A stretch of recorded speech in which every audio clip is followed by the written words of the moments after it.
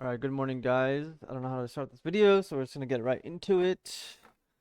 It's gonna be the sideboard slash best of three format talk and all that jazz.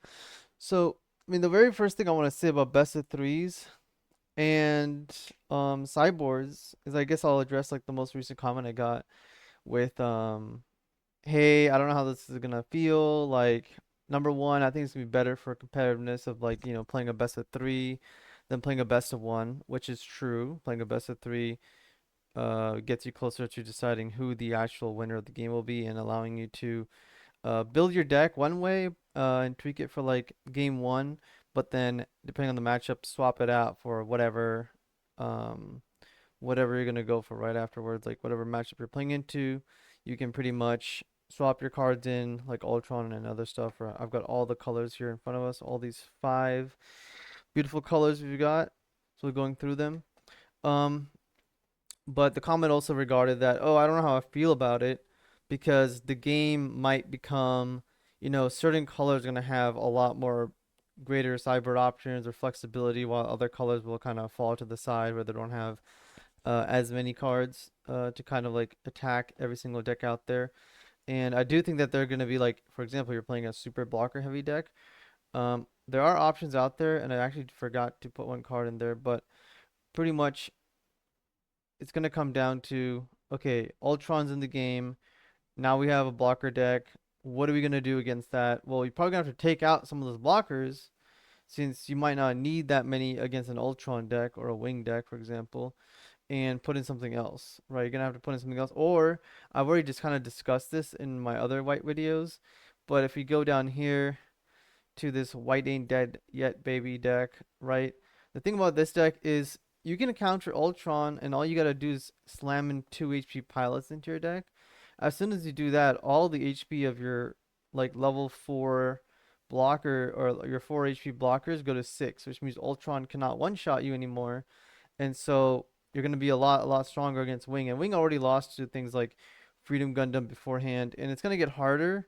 But you can add in a lot of tech cards like uh not just Unforeseen Incident, but also Naval Bombardment, so that when they swing with Wing Gundam right at you, you can Naval Bombardment the Ale Strike, pop it, and trade your blockers for their big cards. Eventually, they will run out of big cards, and Wing does not have like huge amount of card advantage. You can also play the matchup completely different, knowing that hey, I'm playing into Wing. What if I remove all these early game blockers that I'm not going to need as much, take them out of the deck, add cards like Michaelis, which become 4/4s with just a few command cards in the grave, add bigger threats, add more freedoms, add maybe go into a whole Epion package or something else. We're going to get more cards in the next set, of course. So there's lots of ways to go about it. Completely changing your deck from like, let's say you're playing a Blurple aggro deck, and then you go, well, I'm already playing Blurple, a very heavy Blurple pack or purple package. Let's change some of these cards out, take out like all those GMs and put in Lupus and put in the mill base over the other base. So we got 4 Lupuses, right? And then we got 4 mill bases. And that pretty much is all you need to start doing the Lupus carry mentality. And then like you still have Gundam Amuro in there, but you don't need the other blue cards. So you might take those out to add a few more purple cards in there to play the whole deck. Because I play a purple blue Lupus deck, which I've been playing since GDO 3 came out pretty much um, on the side. But yeah, so there's gonna be lots of options. Now, some people are gonna like fall away in terms of like I don't have a out. Once my opponent sideboards, I cannot beat them, or it gets significantly harder, especially in a game of Gundam where we are not gonna draw our pilots all the time. We're not gonna be able to find like our Wing Gundam or our, maybe we never see our a big O, right? We don't see the O. It's like, okay, what are we gonna do if we don't see the O? Well, that's just how it is. But at least this time you have a best of three, and if you lose 2 games, either you got in a matchup that you're favored into, you pretty much got unlucky, or you're just there's a skill issue there, right? So in a best of three, no one's gonna really complain too much about I'm getting run over by aggro, and it's the best of one. You're out of the tournament. You're gonna have to basically go and play the game out 3 times. Now the thing about playing the game out 3 times is I hated in the beginning of Gundam where everybody was slow as hell. And even right now, I see like players play the game and they play very, very slow. So I don't know how Bandai's gonna handle the time issue because I can literally tell my opponent, hey, if you don't know what my cards do that I sided in because you don't play Gundam a lot, and you're gonna ask questions about every single interaction or thing, then I can just call the judge because I'm like, hey, this guy's taking more than his 60 seconds to make a turn. He keeps asking me about my what my cards do, and he's like trying to make a decision, but every 10 seconds he like looks at a different card and says, "Hey, how what does this card do? How does this work?" Or, has to pause the game essentially and then has to rethink his whole, recalibrate himself. It's like, "Okay, well, I'm going to call the judge and be like, "Guy, this guy's slow playing me. This guy's being slow at playing the game in general. Like he needs to get a warning and then he needs to get DQ'd basically because or get a game loss." The one thing I will say about best of 3 is when this happens, you will get a game loss rather than a whole match loss, which I've had clients who go to like nationals and regionals, and they pretty much drop a card on the floor while they're swinging for game, right? They're like, "Oh, I'll swing for game," and then they like drop a card on the floor or something, and then the judge comes over, who's been like eyeing them for whatever reason, and just flies over and says, "Oh, you dropped a card. Your deck is incomplete. It's 49 cards now. You're disqualified, even though you just swung for game." Or basically, right? It's like, oh, of course your opponent's gonna be like, "Oh, yeah, I'll take the free win," even though I just lost this game. So there's a lot of like bad things like that where if you do mess something up, like, "Oh, I forgot my shields," that's an automatic game loss. You're not gonna get like automatic match loss. You're just gonna get that game loss, then you go to game two, game three, and try to win. Also, if you know the matchup is like so unfavored once you get to a bad game state of like, "Oh, he dropped armor ray link, he dropped another armor ray link," I can just say, "Okay, let's just go next." I don't give a fuck about what is happening. I don't care how many shields I've got left. I'm gonna go next. I'm gonna sideboard because it's gonna be basically impossible to win from here. We all know like when it's basically over for us against aggro, against like playing an aggro deck against blockers, if they just like line up six blockers on the board, like I'm not gonna wait around for like 10 minutes for them to swing at me and kill me slowly. So that's also gonna be a thing. So I hope Bandai handles the timing thing really, really well. This also will mean that the tournaments will not last for just like an hour and a half, 2 hours sometimes. We're gonna be going to like that 3 to 4 hour mark, depending on how many people you have. Maybe even like a whole day if you have like a big tournament. Because playing a best of three every single round is not gonna take. Let's say some of my games last like 5 minutes, right? But a best of three is gonna last either 15 minutes, or if the game lasts 15, it's gonna take 45 minutes to conclude 3 rounds. And the tie system's also gonna come into play along with who gets top four because they're gonna have to reintegrate their pairing system to be like, I guess they probably should already have it in their system, but maybe they don't. The pairing system talking about, hey, we're gonna um like who's 2-1, who's 2-0, and who's like 1-2 and so on, who got a tie, because tie is going to come into play as well. If you don't conclude your game, most likely it's going to end in a tie, or the person that got the one win tied the second game because the game went to time, and whatever happened, because I don't think they can go game one, the blue white player wins. Game two happens, and they use the same tiebreaker rules as they have right now, or not tiebreaker, but like the same end of game rules as they have now, where it's like, "Oh, I have the most shields, I automatically get the win in game two." Right? Or what happens if it's a 1-1 and they go to game three? Are they also going to use the whole like, "Oh, this guy's declared the winner because he has the most shields"? Feels kind of unfair when you're playing a best of three that somebody can just hyper focus on having the most shields in the game, and the blocker players will have like this unfair advantage of, all I gotta do is this like 3 minutes left on the clock, guys. I can take my sweet time playing 30 seconds a turn, 45 seconds a turn, right, or whatever, and just playing as many blockers as possible and sideboard in all the blockers because I just need to not take any damage to my shields and then just link one thing, swing at their shields, swing all my blockers at one time, and then just like win the game off of the shield difference. Um, so there's also that. But anyways, let's get into like all these sideboards here. I don't own all these cards in person, so I've decided to do this on here instead. So let's start with what color should we start with? Let's start with the white because it's right here.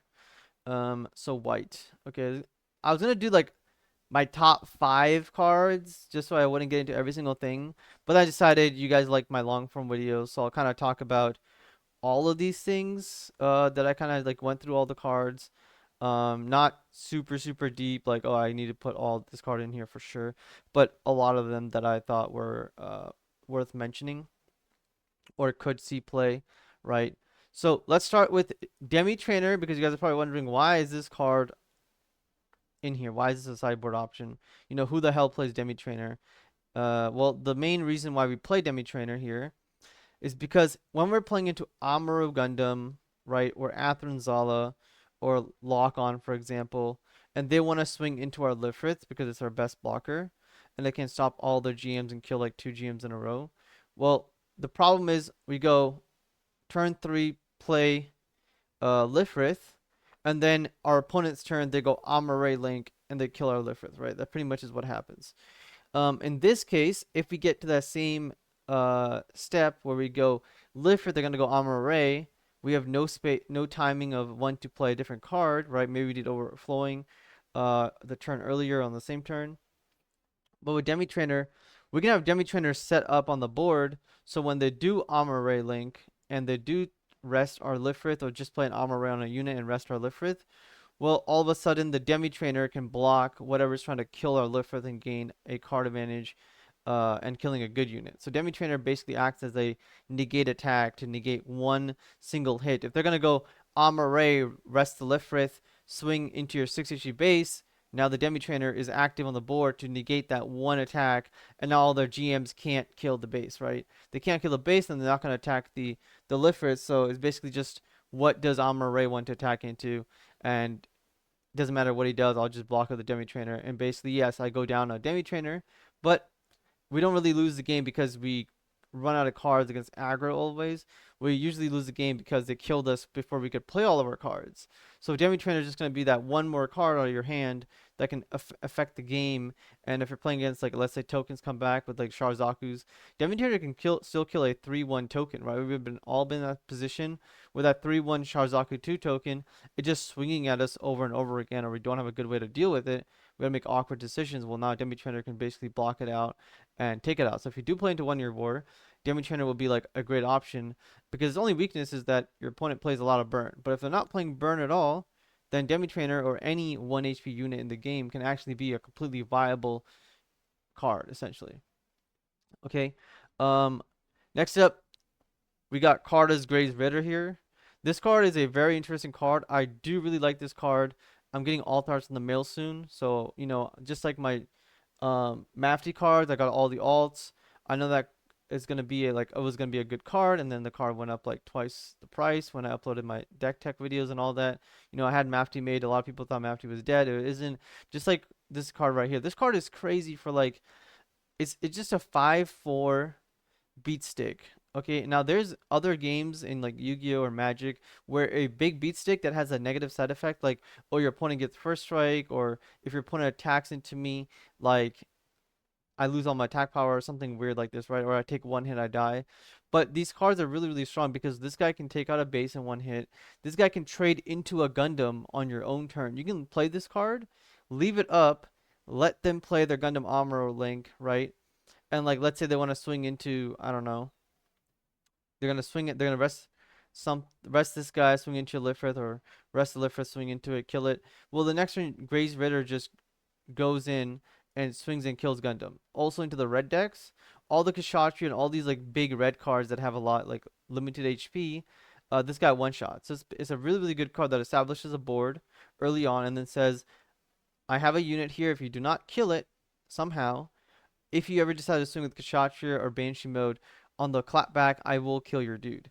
Um, okay, and then obviously if you're playing a lot of unforeseens and stuff like this, or if Galahorn gets a lot more support down the line, hopefully, you know, they have like basically 8 unforeseens in their deck. It's really, really good. So this card is, I think, a little bit slept on, and I would love to have, you know, 4 of these in my collection because when this card is going to be good, or if I want to play a beatdown mirror match, this will be very, very strong where a lot of the beatdown cards don't have a lot of 4 attack power units. Unless they're linking, they have a lot of like 3 attack power units, and 3 attack power is not enough to get through this guy right here. And against blocker decks, they're not going to want to block this anyways because it's too strong. So then we got Sword Strike. Of course, this is our card that everybody knows. Really good into aggro, but not very good into like Wing Zero, right? So this card is a 100% sideboard card, or we include like let's say 2 in the main board, then we got 2 more in the sideboard because we don't want it always. We can overflow discard it if we have it in our hand in the Wing Mirror match. and we don't need to play it. And then game two comes around and we sideboard this card out against Wing and add in other big cards, or we side in two more copies against like the aggro deck so we can run max copies and try to like counter the aggro, right? So this is going to be a big thing. And then if our opponent is playing aggro on the other hand, they can side out all their GMs for other cards, and have a different play style there. So Sword Strike, obviously a tech card. This card is the exact same reason. It's a 5/4 stat line, right? This card is a really easy replacement for Sword Strike. You're playing against like the red decks, play Gundam Ferract, it's gonna one-shot Kshatriyas and do a lot of damage. It's gonna get over bases. It's just like Karda here, but Karda comes out way faster. Well, one turn faster. It's cool. So Zeta Gundam, this is a tech card that I think can see play, and the reason for that is because like you are playing into the Ultron Gundam decks, and you can put in Zeta Gundam, you can put in Camille, and now Zeta Gundam can kill like number one. I think this card is going to be pretty good at killing multiple GMs because you play like a white base deck, and you're playing into aggro. Okay, let's put in Zeta Gundam, and he can now kill two GMs a turn, and survive, and then have a good time. Zeta Gundam with like the O, for example, if the O gives Zeta Gundam repair, then they can rest units and kill multiple things, right? Which is really, really good. It's a nice combo there. So I included this in here just to talk about the fact that, hey, this is something that if we don't want to go super late game because we're playing into aggro, we want more of our level 6s, level 5s only, cap out around that area, then we can add in Zeta Gundam. And if you're already going to play Camille for like the Ultron matchup, you can side this in and pretty much, or maybe you just have him in the deck in the main board. You can pretty much play this and add in Zeta Gundam to have a link option with the Camille. All right, so that's why I added it in here. Freedom Gundam, obviously a very, very strong goddamn card right here. Like this is pretty much one of those, cards that just reads if this thing can activate and work the way it's intended to, your opponent is out of the game. And I've been playing this card. It's like only $1 right now, or how much is it? Yeah, it's a dollar. It's literally $1, guys. If you guys do not own 4 copies of Freedom Gundam, like you guys should 100% buy 4 copies of this card for $1. In fact, like most of these tech cards are probably going to be pretty cheap because like this card can jump like Justice Gundam I believe was like $1 or $3 at one time, and now it's like $13, right? It's like why not buy these now for like $1? Like it's like cheaper than a can of Coke, bro. Like pretty much get this, and then once it goes up to like 5, $10, you can either sell it or just be like, okay, I saved like $20 right there. Cool. So I like this card a lot.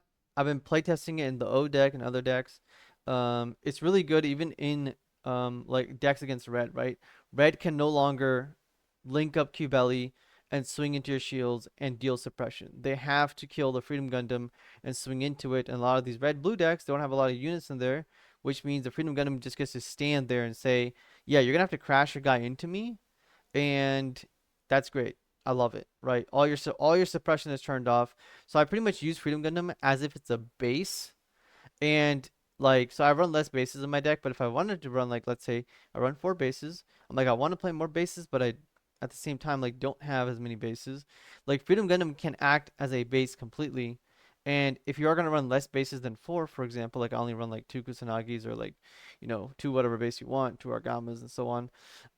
Freedom Gundam, you don't want to play bases because your bases can be hit and your shields cannot. So Freedom Gundam becomes very, very good. It's a great card. I think it's definitely slept on a little bit. But I don't think it's slept on. It's kind of like we know it's really good. People are just not using it or trying to make this card work and forcing it. But in a sideboard option, this is a perfect sideboard against aggro. Freedom Gundam, we all know this what this card does. Don't even really need to talk about it. Just a giant ass blocker if you're playing into Ultron. 6 HP. It's gonna survive everything. Justice Gundam, right? This card, I generally have this in the main board, but sideboard isn't just to have cards that are not included in the main board. So another thing with sideboards is that you can include multiple, like more copies of a card that you want to see more of in particular matchups because you can only fit so much in a 50 card deck. Well, now you have the option of playing more of something else. And so you're gonna have like multiple of these in the sideboard that if you do need more card advantage or you do need more and more like, basically just card advantage. You're gonna start playing Justice Gundams, and if you want to slide in like the Athlon package into a deck with Justice, go more beatdown heavy and more aggro, you can do that as well.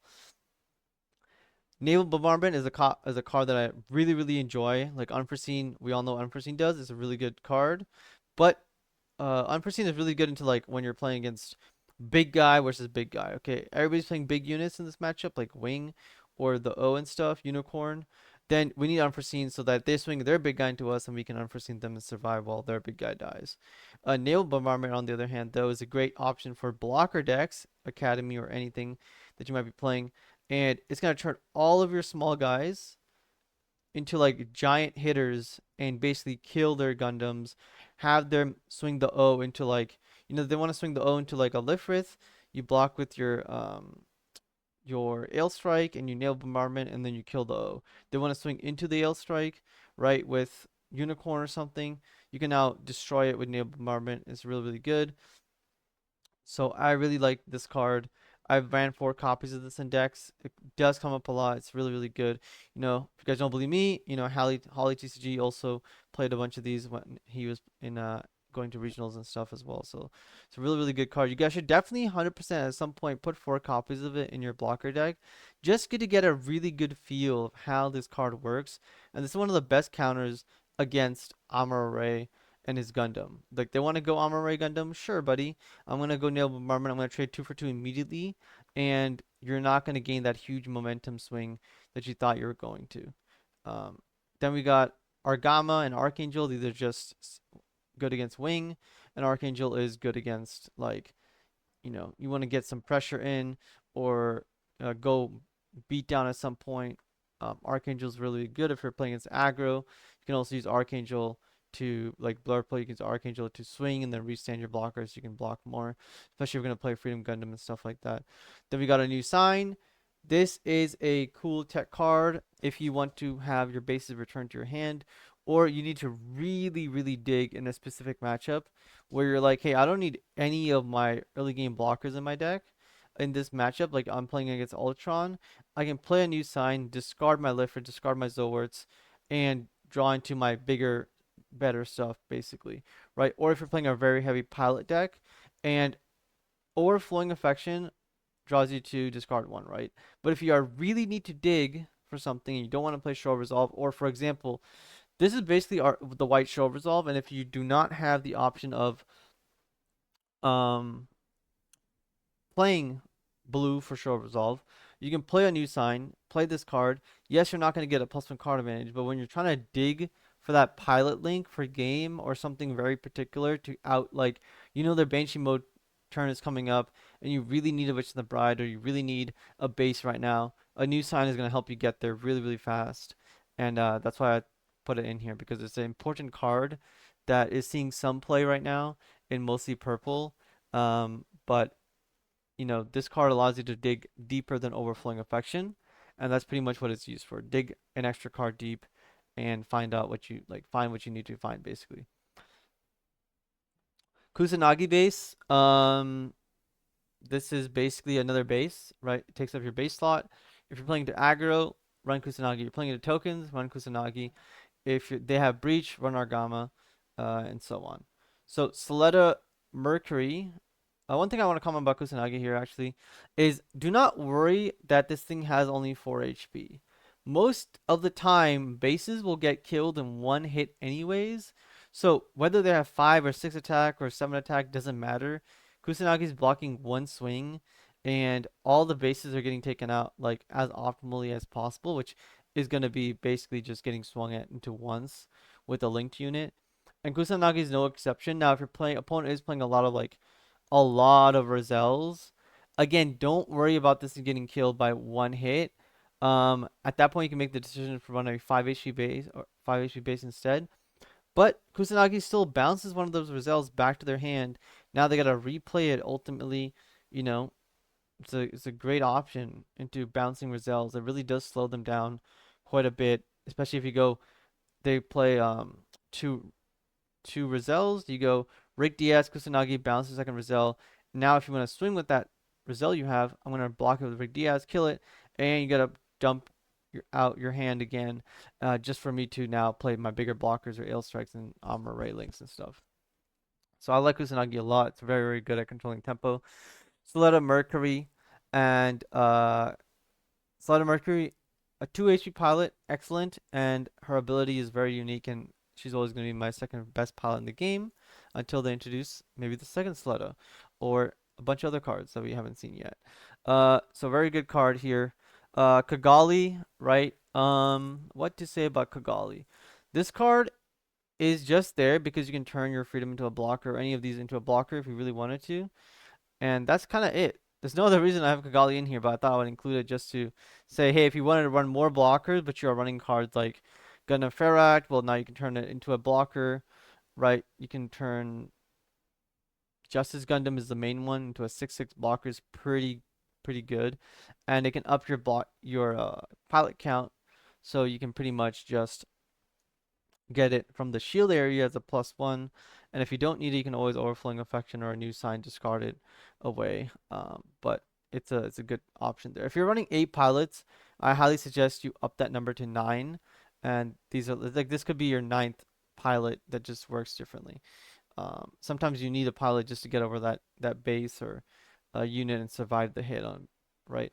So Witch and the Bride, this card is super important, the last card on this list. This card is the counter to Unicorn mode and Banshee modes and all that stuff. Really, really powerful. This card basically is the bane of Banshee modes. If you play this card against a blue-red deck, Banshee, they pretty much lose the game on the spot. If you play this card against Unicorn combo, they also like don't immediately lose because they usually try to Unicorn combo you like a lot earlier into the game. Um, but it will literally hamper them and it will make their unique setup or unique ability of the big unicorn obsolete, is how I like to put it. Like it just turns a whole turn off. You're basically playing 2 resources to make your opponent skip their turn, which is like really powerful. And in terms of Banshee mode, also putting all those cards in their graveyard into their deck and no longer having the first strike option and a double swing, right? It just wins you the game against them. It's really, really powerful. And it's also good against, like, they're playing a token. You bounce the token, you can get rid of it. It's good against Ale Strikes. You can bounce Ale Strikes. You can bounce Freedom Gundam if they're playing it. There's lots of options of where Witch and the Bride is really, really strong. So I recommend this card highly, and I don't even know how much the altars are going for, but this card's great. Uh, let's get on to the next color. That's pretty much all for white that I can think of right now. Okay, let's go to red. Red is very strange because I believe this is the color that we really don't need to talk about too much because red cards pretty much only do one thing, and that's ping damage. Um, So let's start with Gyaradoga. Why on earth is this card in here? When I built a red-white and I was playtesting this card was very good in the mirror match because you would play this card and then you would rest it to ping 1 damage and you would ping damage like Lifrits because your opponent does not want to swing with Lifrits at you, especially if an EX base still up, they can't kill it. And so you just start pinging away at their Lifrits, ultimately building up value, and then it would be a lot easier to kill with Kshatriya, and it would force them to swing with the Lifrith, which would give you an opening to swing your other units into it and kill it, right? So Gyaradoga was very, very interesting and cool.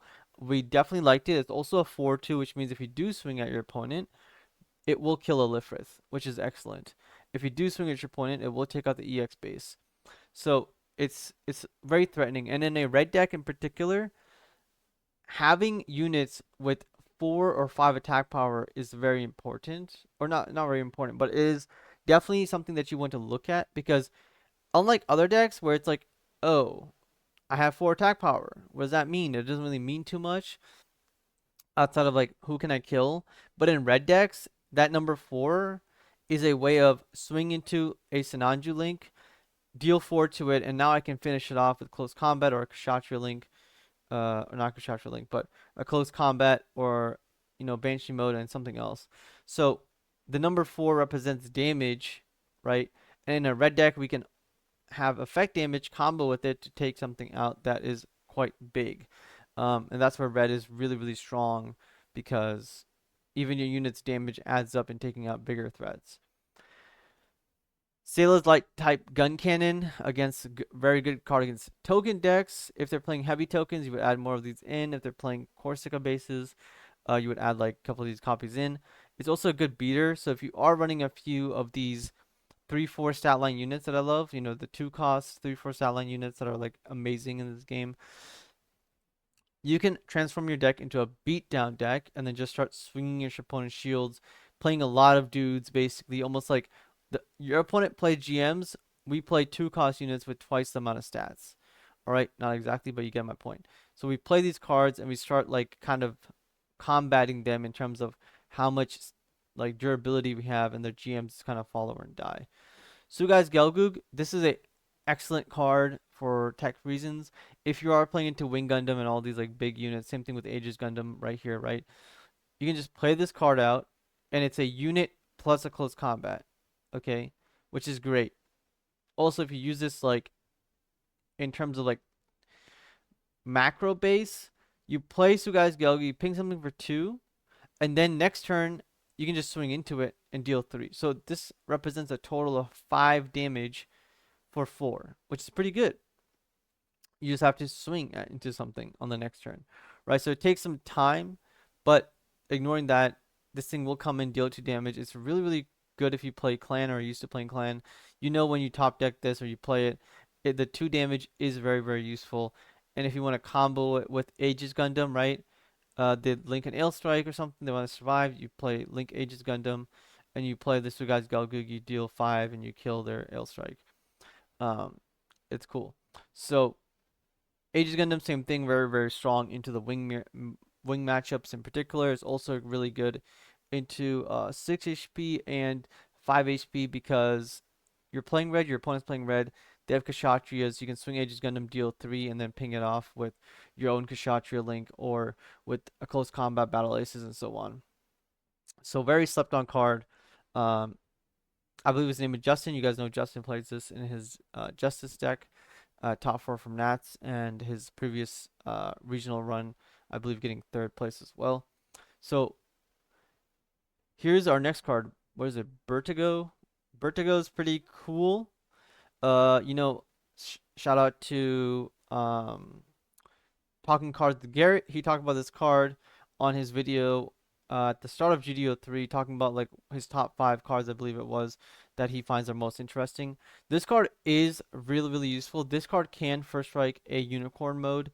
Uh, unicorn, I don't know what it's called, but unicorn, right? The one that when it dies, it can bounce Manager back to your hand. It can destroy that with first strike, which is really, really powerful because that thing hits you for 6, right? Not taking any damage. This card is extremely valuable right now. Well, not right now, but like overall, because new type is a keyword that's going to be used throughout all of Gundam. And there's so many new types in a lot of decks that this card can see play in multiple different ways. And I'm sure they're going to add in a lot more destroy effects down the road. And they might even add something in that's like a big 6/6 unit with a destroy effect. Right, the new Xeon unit, for example, coming out with these like heads, right, that has a destroy effect. So you can first strike into it, not take any damage. If you're playing to the Char deck, you can first strike into all their Char Zakutus and take 0 damage. You know, taking no damage and having first strike is very, very powerful. And so this is a great card. If this card had not that like application of during your turn, this card would be like even better, basically. Okay, so awesome card. This card is really, really cheap for the alt art, so pick up the alt arts if you guys want right now. Like, just have them in your binder, collect them. It's like, you know, you're not gonna lose that much. You're losing like a McDonald's, you know, a McDonald's meal or 2, whatever. Like, let's pick up some of these alt arts and have fun with it. Gundam Saga, another alt art I believe that is pretty cheap right now, and this card is just a good tech card for like we saw like against aggro in particular, having the breach option. So most of you guys should be aware of how this card works. So I'm not going to talk about it here too much, but it is one of those things where if you are playing a beatdown aggro deck, you know, this is another viable top end that just breaches and has a 2 damage effect if you're playing like a mirror match or something. So it's very cool. I'm sure it's going to get a lot more support down the road for new UNE, and this card will see more play, or a bigger version of this that can combo with it and so on. Looks really, really cool. G-Fred, this is the card that I'm going to use against Cyclops team or Xeon in particular. or against anything that is trying to funnel out a bunch of one drops. We got that new um, blue unit coming out, Victory Gundam, whatever, and it pretty much summons a bunch of tokens. Gfred is my answer to, like, the why that I had it in my MAFT Gfred list, the It's Time to Overfarm video, was because I don't want to lose the Corsica bases, and I don't want them to get all these random tokens. And this also can be used to set up my battle aces down the road, and it's very, very powerful for that reason. It's a 4 or 5 stat line, which also useful. So I think Gfred is like one of those cards that is not going to go in a main deck, but in a sideboard, it's very, very potent against units that want to play tokens. And it combos with all range attack. It's basically all range, but on a unit, which is better than all range in terms of how Gundam plays right now. Sinanju, this is the card that if you want to not, you don't need the top end, and you're playing into a lot of GM spam, you play Sinanju over, like, let's say Q-Belly, right? Don't play Q-Belly because you're not trying to suppression and kill your opponent. Play Sinanju instead, and just every single turn pop a GM, like over and over and over again. You combo this with G-Fred, and now you can all of a sudden start popping 3 HP units every single turn and doing a bunch of damage, right? So this is where Sinanju comes in play when you're trying to, like, lower your top end curve down and play Sinanju and have more impact against 2 HP units. Savior Gundam. This is a new card coming out. I was gonna include cards that are not out yet or not seeing play, but this card is kind of around the corner. And a lot of people have different opinions about whether this card is very good or very bad, and so on. So I thought I would give my opinion here about how I feel about it. Number one, it links with Athenzala, 6/6. Not the best stats in the game, I will say, but if you are playing a aggro-centric beatdown deck where your top end is around the level 5, level 6, maybe a few level 7s, and that's it, like Justice Gundams, that's it. Obviously, in this case, you might be playing. Number one, you do not need to play this in a purple deck, okay? So that's the thing that people kind of forget, that you don't need to play in a purple deck. This is still a linkable 6/6 Breach 3 unit, right? Which is also a Zaft unit, which means that this card can get increased AP from all the Zaft ways that Zaft can do that. And that's great. The other thing that I want to talk about with this card is that if you are playing with purple, obviously GDO4 is going to give us another, like, 5, 6 cards for Minerva squad. But if you are playing this in purple, people think, oh, it's going to take you forever to get those purple cards in the trash. That's not true. We know this because Lupus carry exists. And if you're playing the Lupus carry deck, your trash gets filled up pretty quickly. And this card can be included. And this card does not even need to go into, like, go in any purple red archetype, which is great. And in this times when you're like Kshatriya Link, well, now maybe you don't even play Kshatriya Link. Maybe you just say, I won't play Kshatriya Link. Or maybe you do, right? You play Kshatriya Link, you buy your time, then your opponent goes, I'm going to drop my hand, and now you play Survivor Gundam not on curve, but on, like, turn 7 or turn 8 when they do try to go wide on you. And Survivor Gundam comes in, and by turn 8 and turn 7, you probably have 6 purple units in your trash, especially when they start adding in, maybe they give purple a way to cycle, like, look at the top 5 cards, take 1 into your hand, discard 4, right? That could be a 5 cost 1 level 5 1 cost card for purple down the road that works really, really nicely for them. So this card is not as bad as people think. It is a very good option to play Wing Zero and blow up the board. Now, GM spam maybe doesn't stick around forever, but again, this card can, in purple in particular, just be played with, like, all the Tekkadan cards. You play the Tekkadan cards, you play Survivor Gundam, now you can ping off the entire board for GMs, ping a lot of stuff, and then use your 1 damage pings to finish off 3 and, like, Mikazuki's and stuff, right? And then obviously Athern-Zala will allow you to swing into something, which will give this guy even more value. Ultimately, just it's a high value card right here. You just have to build your deck to be able to utilize the ability to fill the trash up, and not every single deck in the game is going to fill the trash as fast as possible. Most decks in the game are trying to just play the card and then have their deck built in a way that most of the time they're going to end up with 5 or more purple cards in the trash. That's They're going to play the cards out. Turn 6 comes around. You played one purple card a turn. All those cards have died, right? So it's on curve. You play one drop, GM, Brazil, something, something, and then Savory Gunner comes in, clears anything that your opponent has, swings into something else, wipes the whole board, and now they can kill it if they want, but they're going to probably have to link into it or burn spell it after it takes damage, and then it's perfectly on curve. Stealth Stratagem, this is a card that you guys saw in Nats.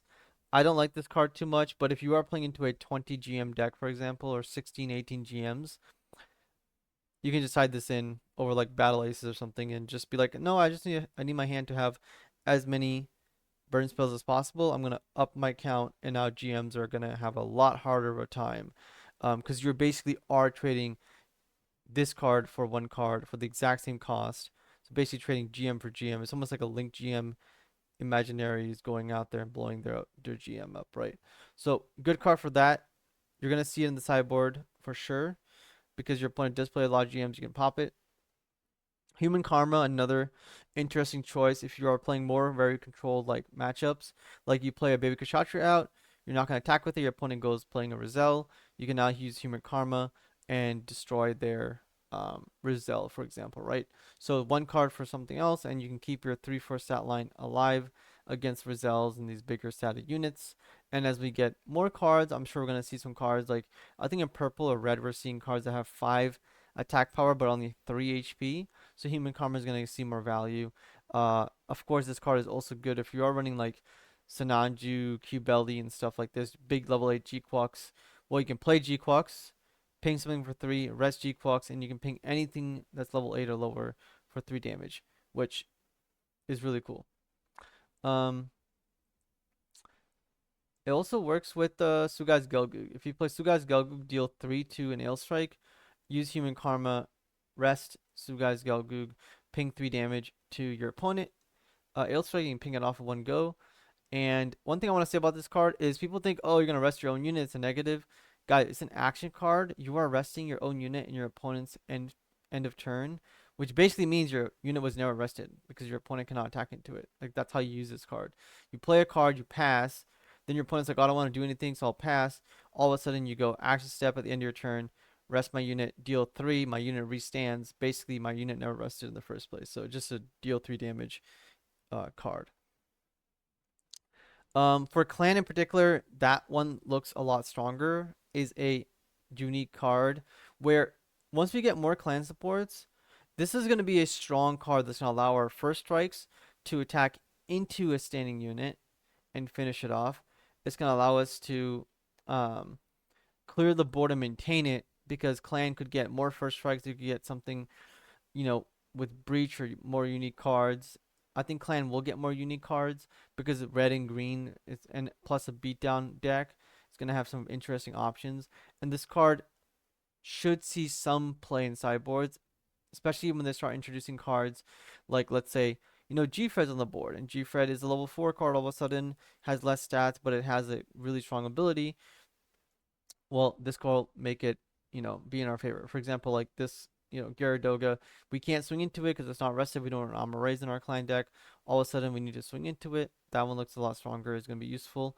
If we somehow get some weird repair gimmick or a card that says has a destroy effect for us, for example, we can swing in that destroy effect into our opponent, suiciding, and then all of a sudden we get the destroy effect off, which could summon us a token, or go search for something like a Charizard 2. I don't know, but this card is good.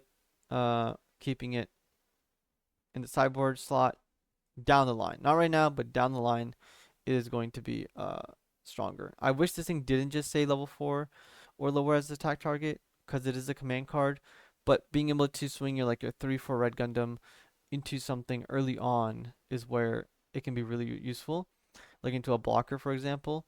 I think if we get more low to the ground cards for clan,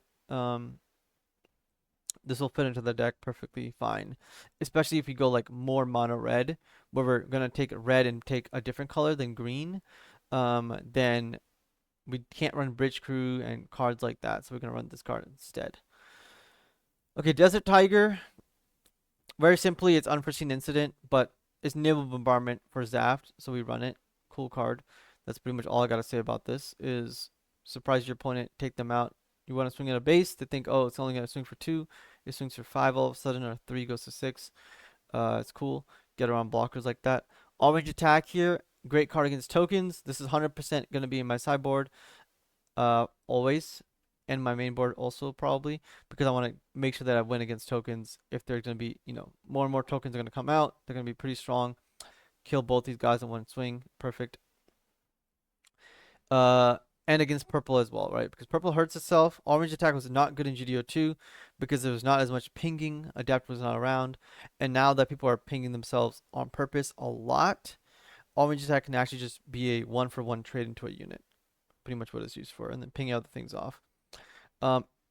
Limit target, very interesting card. Talked about it before in my red video. But this card is something that this is a very strong ability and very unique ability. As soon as you see something in the game that is very unique, where nothing else does the same thing like Soletta, eliminate target, wing 0, you do have to consider it as there's nothing else in the game that does what this card does, which makes it strong because there's no like other way of getting this effect. Eliminate target is a strong card, especially into like you're playing against Earth-fed aggro or something that relies on like Kshatriya, the swing Kshatriya into your unit.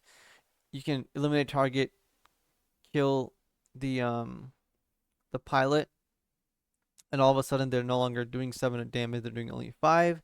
That's not going to kill your wing Gundam. You get a good trade out of it. If they have a Ale Strike, for example, is the best case example, you're going to pretty much kill their Kira, and now their Ale Strike has 1 HP left. You can ping it off, or maybe the Ale Strike had 4 damage on it already. Eliminate target basically just says kill the pilot. Their unit now has the required amount of HP damage on it that matches with its HP. It's going to also die. In that case, limit target is very good. It's also good into cards like let's say Sinanju or Athunzala coming out, right? 2 HP, 2 HP targets is really good. This basically just says deal 2 damage to something because it removes 2 HP off the unit. It's a good card for that. Extreme Hatred. This is another just 3 damage card. Not much else to say about it, but it does have the Xeon new type link trait or pilot text, whatever subtext, which means that if you're playing a Xeon new type deck, this could be your 9th or 10th pilot because you might not want to run the other pilots in Xeon or new type. So this could be a good inclusion, and then also it's a command, which means it's gonna get more use out of it. You won't be as likely to like pilot brick, for example. So I do like it when we have some useful command pilots, because then we don't have to include like 2 of other pilots or 3 of other pilots. We can include the command pilots, which won't be a brick in our hand. We can use it as a pilot, or we can use it as a command and be useful, or as a link, right? Full frontal. This is honestly here because the 2/2 stat line is very powerful. And let's say you're playing like a red-white blocker deck, and you want to make your blocker into a big, giant, beefy blocker. Full frontal is a great option. If you're playing a purple, for example, and you have all those purple blockers, all of a sudden full frontal can be included in any deck that runs blockers, not as a full frontal ability, but specifically just to boost up your stat line, right? So that's why I like anything in the game that has a 2/2 stat line on a pilot or more is just so strong. It just doesn't see enough play, and I think if more people played with it, and experimented with it, you would start to see the power of a 2/2 stat line on multiple different things. Um, it's great. Okay, that's it for red. If you guys are following along so far, feel free to skip towards whatever. I probably should have said at the beginning. Skip towards whatever, card or, color you guys want to see.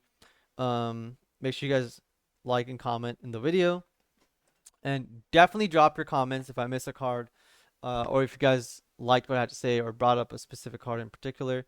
Let me know. This is gonna be a longer video. Clearly, we're only through 2 colors. Those were some of the longer colors, I think. So let's get into purple here. Purple.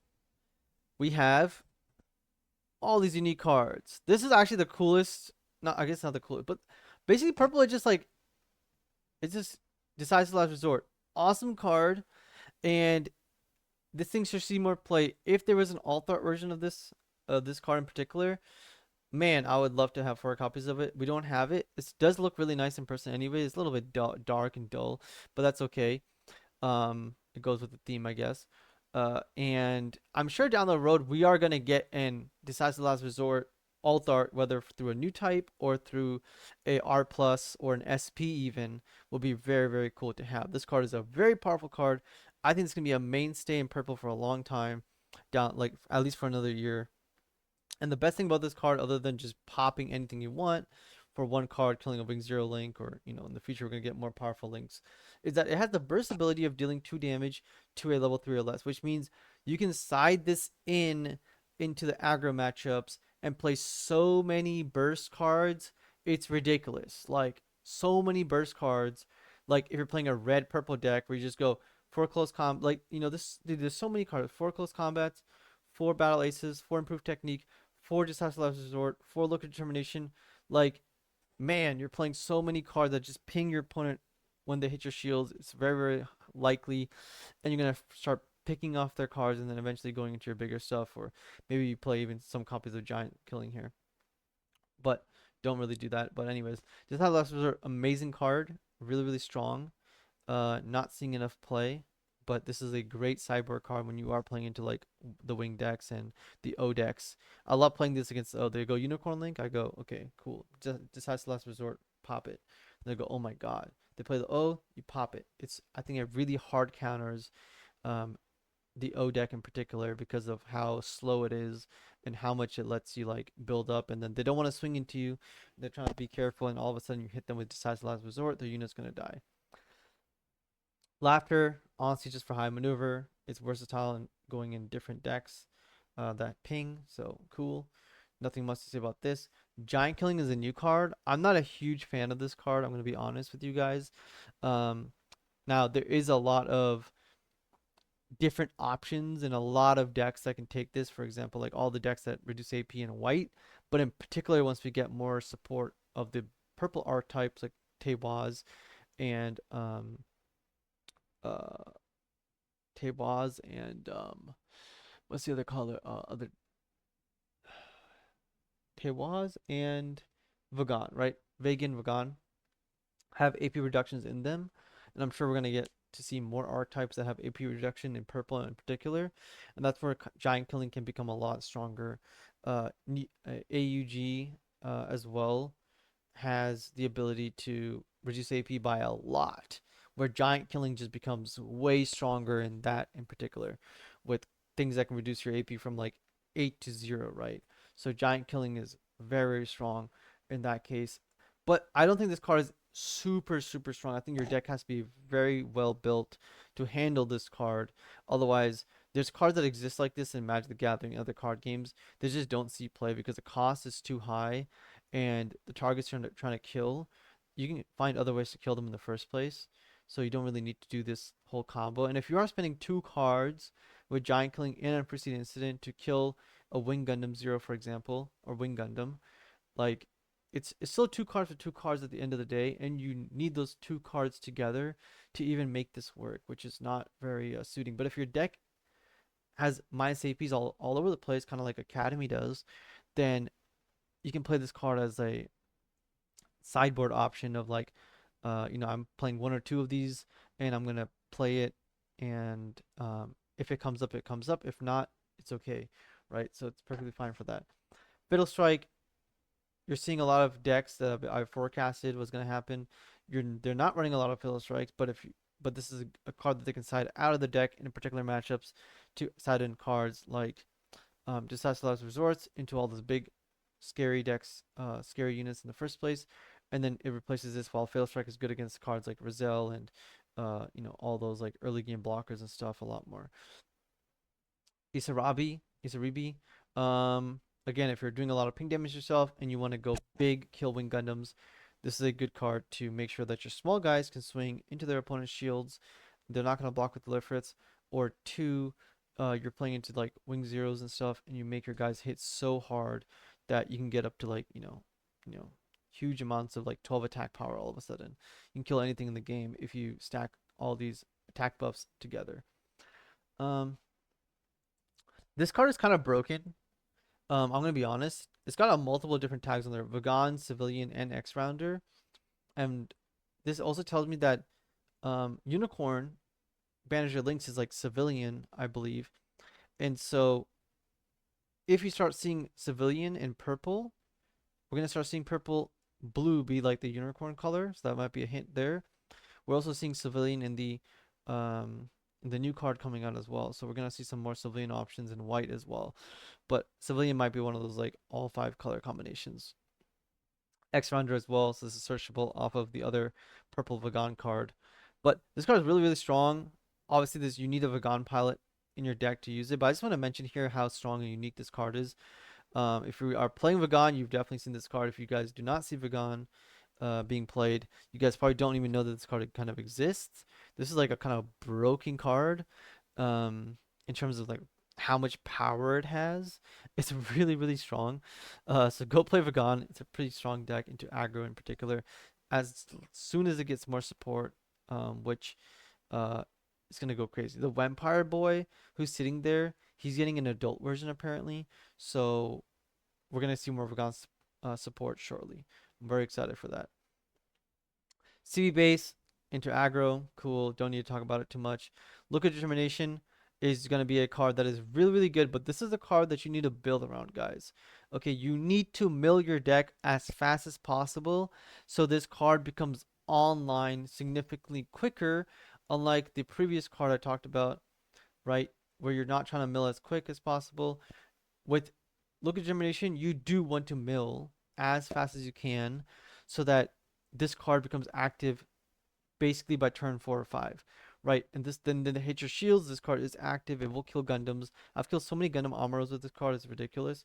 Like I killed 2 the other day in the same turn because he played multiple. So like with Iron and Blood is the next one, and this card is again just our unforeseen incident, but our naval bombardment. Our naval bombardment for ourselves, and it's really, really strong. It's also good with Gundam Barbaros second form combo piece. So I own my 4 copies. I don't know why people do not own 4 SPs of this card. It's so cheap right now. Pick up your 4 SPs, guys. What are you guys doing? Very, very strong card. You can definitely put 4 of these in your purple decks. And people are right now are only playing like first they were only playing Brewer Pearl. They were like, oh, you can only play purple with aggro, aggro is the way, armor raise the way, full of like, absolute degen monkeys. Then we're playing Lupus Carry, the deck that I built. Lupus Carry, awesome deck, super strong deck. And it counters the aggro deck pretty much. It beats a lot of different decks in the game. And people started on experimenting with, hey, what's the other thing that purple does really well that Tekkadan showed us? It makes our small guys turn into monsters. Like our small guys can swing for like 7 damage with +3 from here and +2 from here. That's 5 +5 on a GM. That guy's gonna go kill a Wing Gundam all of a sudden. It's really, really crazy. And so people have not went down the pure beatdown route yet. So go down the pure beatdown route. I guess people did do it in the beginning of GDO2 with the star deck came on. They were like, use the Sarabi, use Iron and Blood and stuff. But go revisit that archetype and, start beating your opponent's face in. All right. Zahar, great pilot, +2/+2 stat line, beautiful. And then on top of that, it helps you mill really, really powerful with local determination and other things as well. So the best purple pilot in the game for my money, 100% because it fits the purple archetype and it's got the 2/2 stat line right there. If you guys don't know, by the way, you guys like I'll never get the effect off. If you guys are playing 4 copies of this in your deck and you do melee Zahart with Zahart, you will get the -2 AP ability off, which can tie into giant killing or anything else. So be mindful of that. A lot of people miss it until they realize that they're playing on the client and the client informs them that they can activate this ability. They're like, oh shit, I didn't know that. Okay, Awaken Power. Awesome card. Really underrated. Pick up your alt arts again if they're still cheap. Um, but this card is really, really good, and you definitely want to utilize this right now. Because if you do want to play, what this card basically is multiple copies of cards that you don't have. Like, for example, Rebake. Gujin Rebake. If we can have a different card that was in the same cost and stat line and effect as Gujin Rebake, we would play it. We do not have it, which means Awaken the Potential is our 5th, 6th, 7th, 8th copy of Gujin Rebake that we can just start bringing it out of our our graveyard. And then um first form always gets pinged off, right? But now we can send out first form on purpose, let it get pinged off, no problem, because we run so many first forms that it's okay for us to let it die and not get the ability off. Or our opponent thinks, oh, we got rid of first forms, there's already like 3 in the graveyard, we don't got to worry about it. All of a sudden it's like, no, we do play a few awakened powers, we can get that first form back, we can link it, swing for game. If you have a bunch of pilots in your hand, this can also be a way of getting that link and swinging and getting a lot of value. So really, really strong card. Definitely want to have all the rest of this. It looks really nice. Lupus, I already talked about this earlier, where you can add in Lupuses and change your purple like aggro deck into a Lupus carry deck, or you can swap Lupuses out to go into the aggro route and kill your opponent if you wanted to, because it'd be a free game into like the blocker decks pretty much. Um, or you can up your Lupus count, right? You can have 2 in the main board, 2 in the sideboard, so you can basically you're basically what happens when you're playing with a sideboard guy is that your deck is not just going to be 50 cards, that's it. What your deck actually is now is 65 cards, and then it's which 50 cards do you want to take to play, right? And what you basically do is, if you can't include everything in the sideboard, you would include some of it in the main board and tweak the ratios around so you can up the numbers. Like even adding 1 Lupus to the main board and then having 3 in the sideboard so you can do the swap is something you can 100% do. Um, Rebake, this becomes a same thing, 2 in the side, 2 in the main, or 4 in the main, or 4 in the side. You can side them in and out as you wish in different archetypes as well, not just Tekkadan. Barbados, same thing, really good into Wing Zero. When you need the 4 HP, you need the 4 HP. You can put these in the deck. This guy, again, this was a card that I don't play myself, but if you did find it was very, very useful into the wing matchups and the O matchups, you side this into those matchups and you play more of these. And the blocker right here playing into aggro, you start running these with the bases. Now you have more aggro, more more blockers against the aggro decks. That's it for purple. Kind of trying to pick up the pace here. Green, baby. Wing Zero Supremacy. All right. Let's go with Please This is if your opponent is not playing ping damage and they're playing like a Xeon based 1-year war strategy or Earth Federation aggro strategy where they do not have too many pings. I guess Earth Federation aggro still has gun tanks and stuff, which unfortunate. But basically, Please is a good way of killing GMs. It exterminates GMs. It's a good early game card. You do not need to play Lifrits, Zolwarts, and all this stuff. You can go and play Please instead, and it will still do the same job of picking up one of those early game units. You will take a hit, but then you will kill something. Again, go back to my last wing video where I talked about Pleasaku and Maganak together in my wing ramp video. Very good combo here. You can also include Rigdom and Baby Death Scythe in there. You can see all these cards right here. You can basically change your wing deck into more of a body-based, early game tempo-based deck, almost like a Pepsi Ping, where you're playing more of these like reverse Baby Kshatriya stat lines that can linkable with duo. Rigdoms for breach and affect the shield area, and then like some control with Maganak and Pleasaku, where they can no longer keep their units standing. You will interact with them. They all have the 2/3 stat line, which means they're just survive into GMs and trading with them. Are really, really potent. I loved using like First Strike or Shenlong swinging. They would leave their blockers up or have blockers. I can do Shenlong link into Rishi's Maganak or play Shenlong. Don't attack because I don't have the link. Play Rishi's Maganek, attack Shenlong into their standing blocker, pop it and block, and pop another blocker at the same time and breach. Really, really good. Rigdom, same thing. Swing into a Rig Diaz and kill it and get the breach value or other cards as well.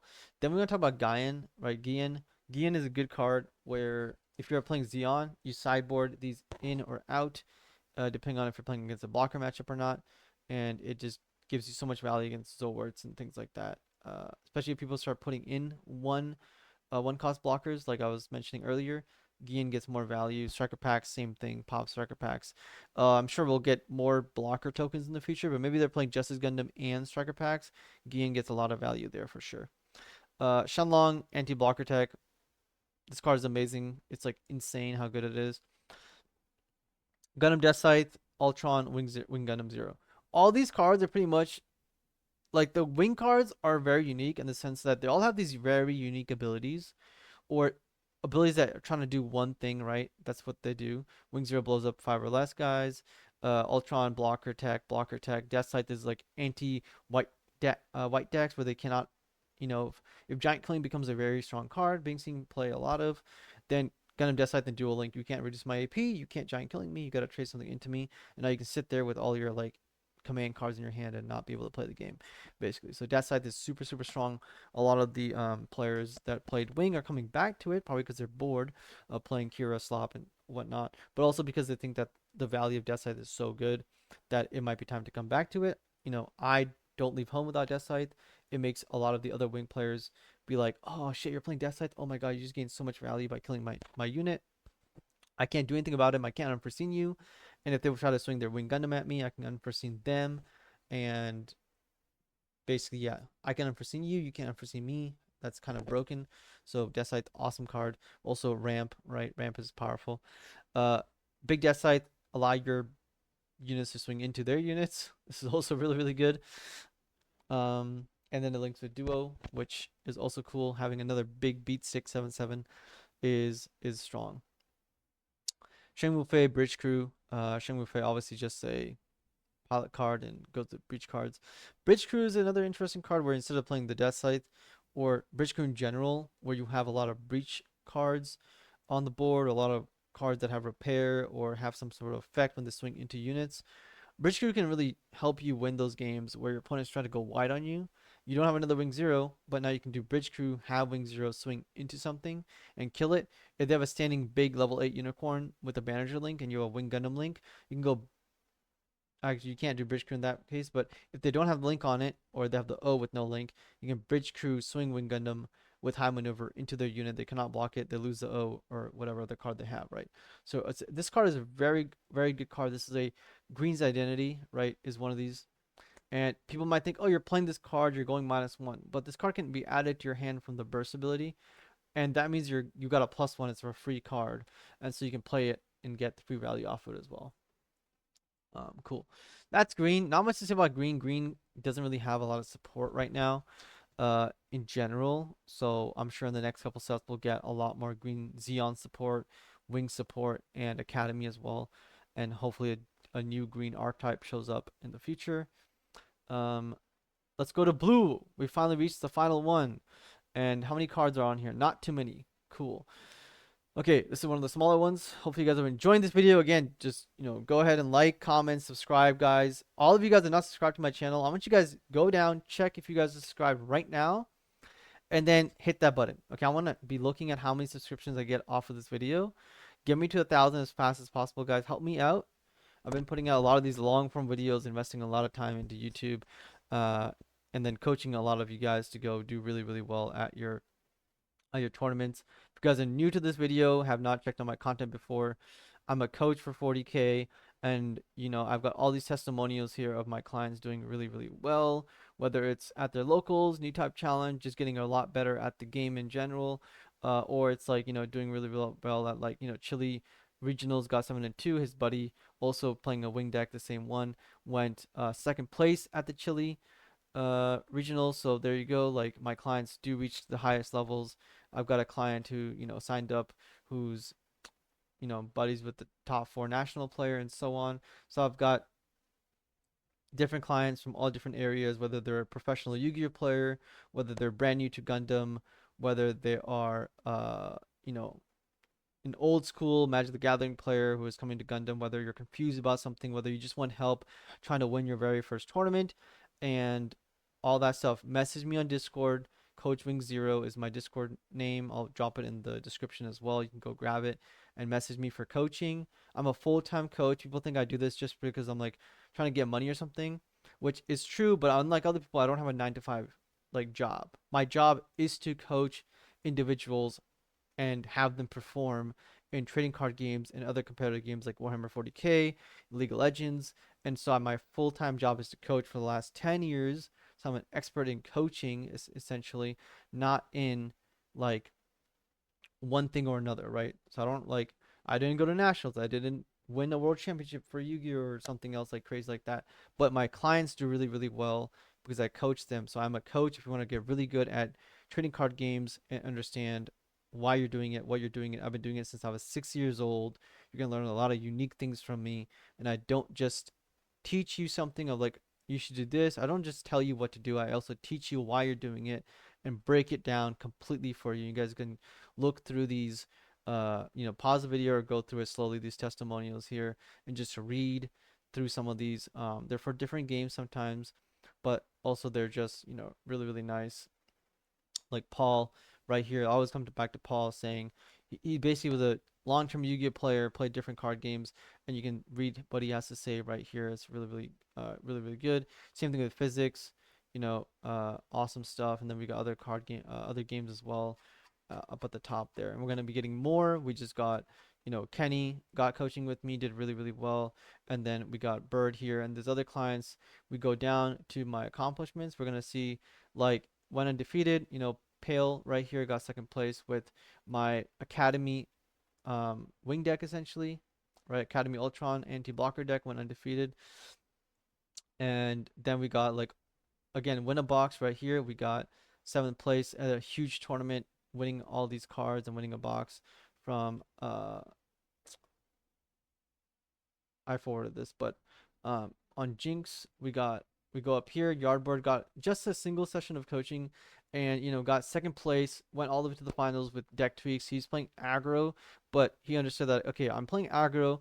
Aggro is not as brain dead. Your deck ratios matter, and how you want to view it matters pretty big. Voltim, you guys seen him from the short and other videos from the Brain Eye channel. Really doing well with the Mafty Ping deck. As soon as I put the video out, he took the deck and won 2 new types in a row. Then we got Donut Wheel, Red White, Red Velvet. So I don't just play one deck or coach one deck. I coach every single deck. I play every single deck. And there's other comments. If you go my other videos, always check the comment section. You guys gonna see all the decks pretty much perform, and people um do really really well, and they learn a lot. And I actually am a coach who puts in hundreds of games into all the decks, thousands of games played, and I'm playtesting. You think about, oh, should we be playtesting when the new cards are revealed and when the new set is fully revealed? I'm the guy who's sitting there playtesting for a whole weekend or 2 weeks straight, right? So I'm literally doing that for you guys and giving you guys good information, being way ahead of the metagame. So my clients are way ahead of it, and the metagame is going to take months and months to adjust. That's why I started making this channel, is because I want you guys to speed run through it, and it should not take us 3 6 months, a whole new set coming out before decks like red white, red blue, lupus hit the scene. This should be out there day one immediately, because of how important it is to that everybody should be understanding there's multiple ways to play. Nobody should be downplaying somebody else, playing, oh, clan is horrible, Mafty's horrible, don't play it, don't buy the star deck, it's the worst star deck in the game. It's like, no guys, like everything has play, everything is good. You need to understand how to make it work and how far you can take it, right? There's something being called, is it the best deck in the game? No. Is it going to go win a national championship? No. But not nobody's going to do that anyways. The point is you're trying to make a deck that you enjoy, or a series you enjoy, and trying to see how far can you take it. And that's basically the goal of it in a trading card game. How far can you take a deck, and how good can you basically get at it, and adjusting the ratios. And then in particular metagames, the deck might be a lot stronger. Like, you only like playing Ultron decks. Well, if the meta becomes all blockers, your deck's gonna do really really well. And if you build a deck that's all ramp, your deck in a certain metagame or a good run at regionals can do really well for you. If all you do is play into like a bunch of O's in red decks, you'll just beat them all. So let's move on back here. Okay. Appreciate you guys who are subbing and liking and commenting in the videos. Go ahead and do that again. Thanks. This is the blue here. Some cool cards. So Ares Gundam, again, the weakness of this card is only has 1 HP. Guess what? If our opponent is not playing any ping stuff, we can actually play this in a blue deck and basically have either up our blocker count, right? We want to up more blockers in like a blue-white deck. We can run Ares, have like 4 Zords for Ares, block so many of those early game cards coming at us, with Lifrits and so on, and kill all the GMs. And then on top of that, we don't have to play like white for blockers. Blue has a lot of blockers in it. People just don't realize it because they think, oh, Ares is gonna get pinged off. It's like, well, if you actually play the card in different matchups, not just the purple and the red ping where it dies, yeah, sure, it's gonna die, but it's a card. It saves you against aggro decks. Gun Cannon. This was the original OG counter to their mirror match of aggro versus aggro. Gun Cannon is a very strong card. You know, you guys saw Talking Cards with Garrett playing 4 copies with his Pepsi Ping deck and new type challenges and winning with it. Basically, just always won him the matchup, and the mirror match was really, really potent. Even right now, you guys are seeing the Japanese lists at nationals, their regionals, and top players were siding these cards into their deck or having a playset of them or 2 copies in the sideboard to play in the mirror match because the repair is really, really strong and it's a strong stat line. It can also rest multiple units with linking this Amuro, resting 1 card, resting another card, taking out 2 units at once. It's good. NT1 armor.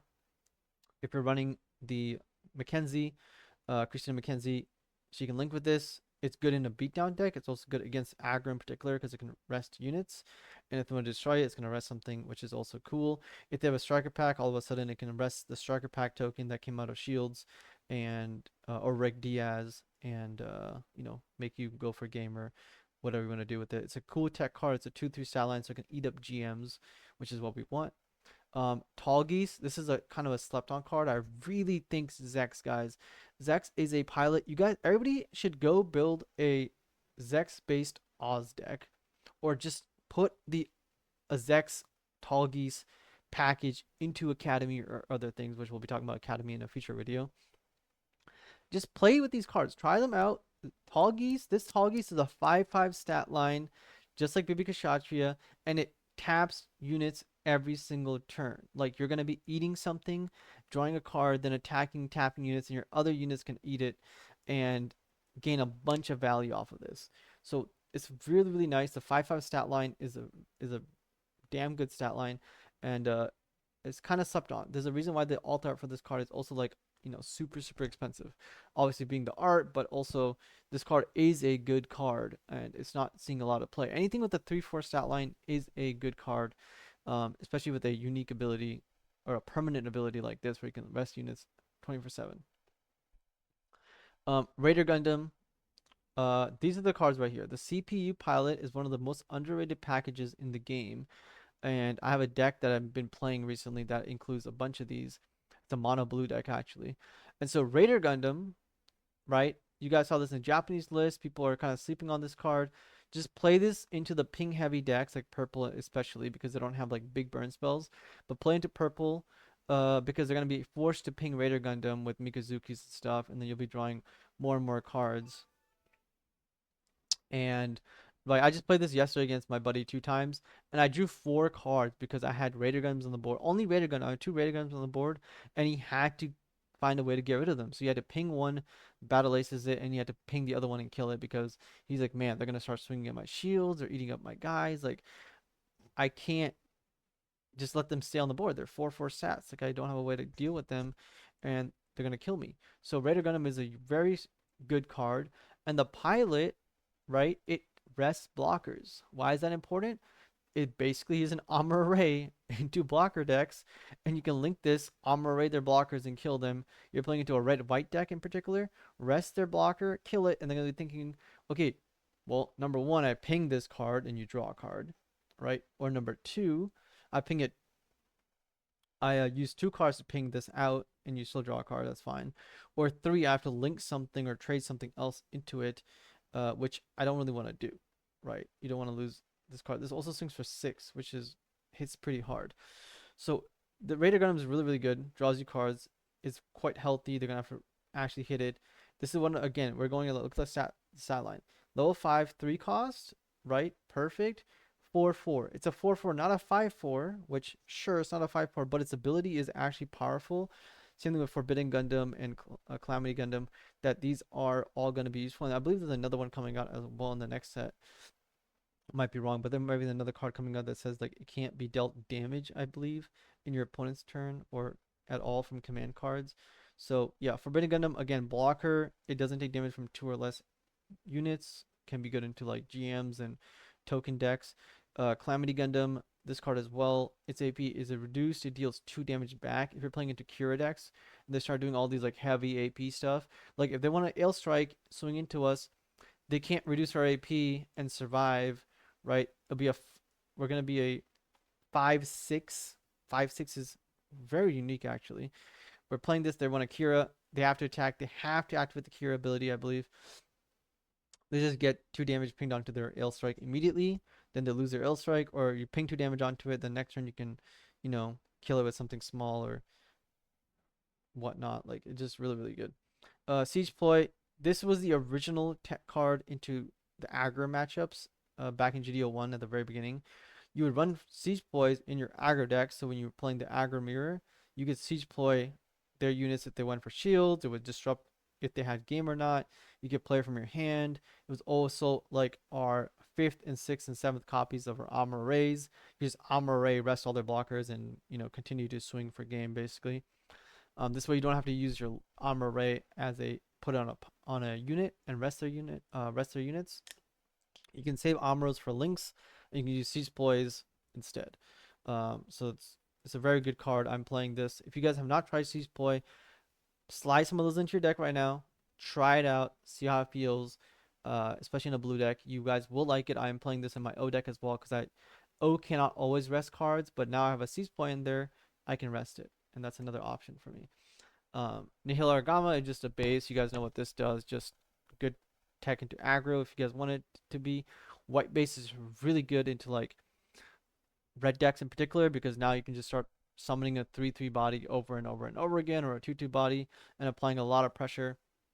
Your opponent cannot get through everything. They have to swing at the base and take it out, but that means they leave a unit open and you can get a good trade in. And yeah, or you can continue to go at their shields and so on. So white base is a really strong card. It's been strong since day one. It's been seeing play since day one. It's gonna be a good card to slide into the deck, and maybe you want to make your bases go from 2 to 4, or make your bases go from 4 to 6 bases in the deck. This is a good sideboard card. And then we talked about Orga already. So that's the whole video, guys. Again, if you guys are worried about sideboarding, start. You have your buddies, build a sideboard. All those cards that you're thinking of, like, ooh, maybe I should include this, maybe I shouldn't. Play a best of 3, play a best of 5, whatever you guys want to do. Build a 10-card sideboard, or have all of these cards, like have all the cards in the sideboard area, and then start playtesting, and then seeing, okay, I do not need these cards at all. I'm gonna build a sideboard of 10 cards and start playtesting from now. Do not wait till sideboards are a thing. Start playtesting now of how can I tune my deck to beat certain decks, right? And what cards are going to be useful for me when sideboards are announced. Get ahead of the metagame, get ahead of everybody else. And maybe when I start doing more deck techs in like 2 weeks after that new star deck comes out at the end of the month, and maybe they'll announce, I think in 5 days is the World Championship for Warhammer, I believe. So when that happens, maybe they'll announce a new sideboard like is allowed for new type challenges and so on, and a best 3 format, how it works. And I'll start making my deck tech videos with sideboard inclusions as well, from like my tournament ready decks, right? Not all my decks that I upload are like the best decks in the game, but they are fun and they can do well for you guys, and have done well for everybody who's been playing them, including the Cyclops team and so on. I believe Cyclops team also, by the way, guys, like won a new type challenge on the weekend. I was seeing shout out to um Pink Jedi guy. He said that I think one of his locals or somebody won a new type with Cyclops team. So Cyclops team can also win a new type challenge. Like I said, my deck was not a fluke that I went 18-0, and I have a new updated Cyclops team deck coming out as well, and then a third variation that I kind of want to build and play test once I get through some of the backlog and coaching I've got. All right, so thanks guys for watching this whole video. Hopefully this was very informative for you guys. Trying to keep up with the pace of the content coming out, and want to um, give you guys as much information as possible. If there's cards that I forgot, or you guys want to ask a question about, do leave in the comment section. You guys, if you guys have been following me, sub to me, you guys know that I reply to pretty much every single comment. I check every single comment. I don't have 10,000 comments right now, so I'm going to check everything. And I'm an informative, educational based content creator, I guess, right now. So I'm gonna be trying to inform you guys on what to do, what not to do. And again, do come for coaching. There's so much you guys can learn. Like all of my clients are super, super happy. You have a client right now, like he signed up for 3 months with me, and he said, dude, in the first session, and this guy's like, he's not stupid, okay? He plays with all the regional and national players, and he's friends with them. And he said, right out the get go, your first 2 hours that you spent with me, that has already covered the money that I paid you for the whole like month slash 3 months. So like everything else I'm gonna learn right now is gonna be like basically free in my head because this is so important, and his mind is kind of blown in the way that I look at the game and the ratios and deck building and understanding things, that he's just like, wow, this is super, super useful. This is exactly what people pay me. Some people sign up for coaching with me and they don't know what to expect from coaching, right? And they think, oh, he's going to talk about the deck and the matchups and all this boring stuff. That's not what coaching is all about. There's other things that go into coaching that is not about like teaching somebody how to do math. It's not just about learning math. It's about opening your mind to solving problems and viewing things, increasing your intelligence, and we're doing it with card games. So thanks, guys. Make sure you guys like, subscribe, drop a comment, share the video. Let me know what you guys think, and I'll see you guys in the next one. Peace.